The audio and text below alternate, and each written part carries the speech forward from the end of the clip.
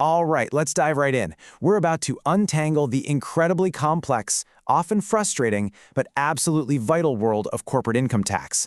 We're going to look at why it even exists, where it all breaks down, and the global showdown that's happening right now to fix it. So let's start with just one number, 2.6%. What is that? Well, that's the estimated slice of all global corporate tax revenue that just disappears every single year. It's lost to something called profit shifting, basically companies moving their profits to low-tax countries. We're talking hundreds of billions of dollars, vanished. So how on earth is that possible? To get to the bottom of it, we have to go back to the very beginning. And that beginning is a really basic question. Why do we even tax companies in the first place? I mean, a company is just owned by people, its shareholders. So why not just skip the middleman and tax the people directly? It's a perfectly logical question, right? In a perfect world, you just take a company's profits, divide them up among all its shareholders, and tax each of them on their piece. You know, economists might even tell you that's the ideal way to do it. But the real world, well, it's messy. The second you try to make that ideal system a reality, you just hit a brick wall.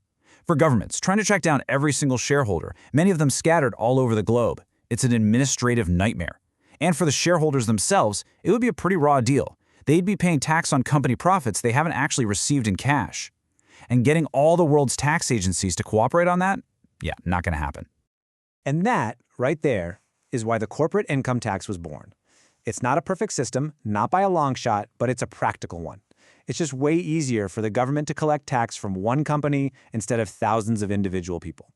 And, maybe most importantly, it acts as a backstop. It makes sure that all that profit gets taxed at least once, right at the source, before it has a chance to get moved around the world. That's the idea anyway.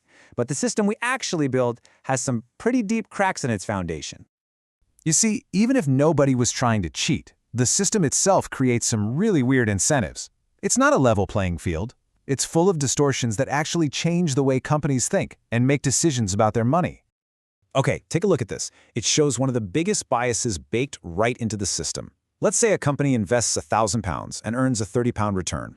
If it borrowed that money, if it used debt, the interest it pays is tax deductible, so you can see its taxable profit is zero. But if it uses its own cash, equity from its investors, there's no deduction. It pays tax on the full £30, and the investor ends up with a smaller return. So what's the result? The tax system itself is pushing companies to take on more debt. Now, the second crack is a little sneakier. It's inflation. So when a company buys a big piece of equipment, it gets to deduct the cost over several years. But here's the catch. Those deductions are based on what the equipment cost way back when it was purchased. As inflation does its thing, the real value of those tax deductions just withers away. It's like a silent tax increase happening every single year, and it really discourages investing for the long term. So yeah, the system itself has flaws. But what happens when people stop just dealing with those flaws and start actively, deliberately exploiting them? Well, that brings us to the shadowy world of abusive tax avoidance. And look, this is not about a small business finding a legitimate deduction. This is a massive, sophisticated global industry built for one purpose: to help multinational corporations and the super wealthy pay as little tax as humanly and legally possible. And make no mistake, this is a very, very big business. As one source puts it, you need an incredibly high level of technical expertise, and that expertise does not come cheap. We're talking about armies of elite lawyers, accountants, and advisors whose entire job is to weave these incredibly complex webs that make tax bills disappear.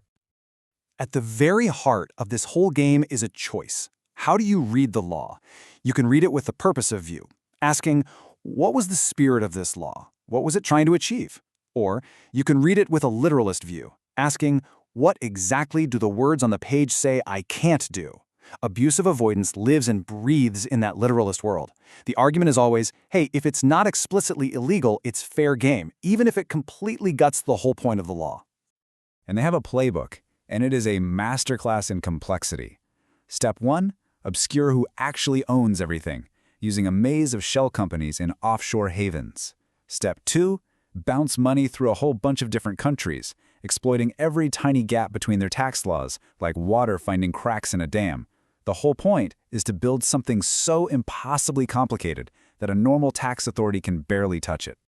The cost of all this, it's just staggering. For developing countries alone, the estimated loss in tax revenue is around $100 billion every single year. That's money that was supposed to build schools, hospitals, and roads. This is not a victimless game. And eventually, the problem got so big that the world finally had to wake up and fight back. For decades, it was a free-for-all. Countries were actually competing with each other, slashing their tax rates, creating a frantic race to the bottom. But over the last decade or so, something started to change. We've actually seen the beginning of a coordinated, global effort to start plugging the leaks in the system. This did not happen overnight. The fight back really gained steam after the 2008 financial crisis. You see the G20 calling for action. Then by 2013, the OECD had a concrete plan.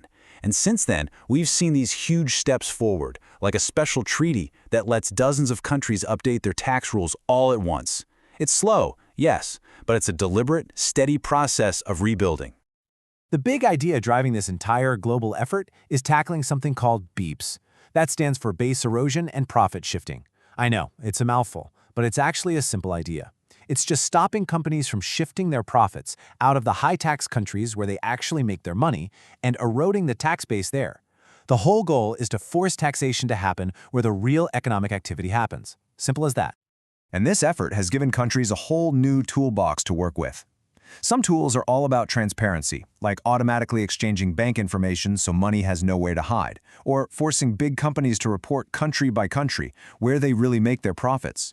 Other tools are about enforcement, with countries creating new rules like a diverted profits tax specifically designed to claw back money that's been artificially shifted offshore. And guess what? There's pretty good evidence that this stuff is actually working. Just look at this.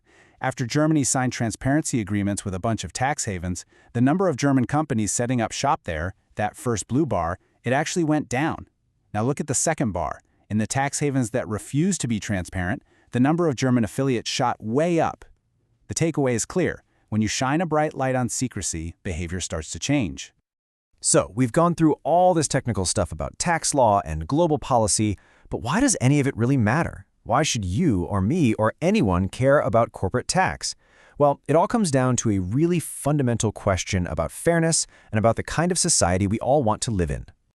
When you boil it all down, any tax system that feels fair relies on three pretty simple ideas. First, it's a shared practice. We all agree to chip in. Second, it produces a common good. Public services that benefit everyone.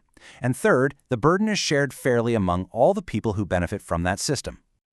Abusive tax avoidance just shatters all three of those things. It breaks the idea of a shared practice because it creates one set of rules for the big guys and another for everyone else.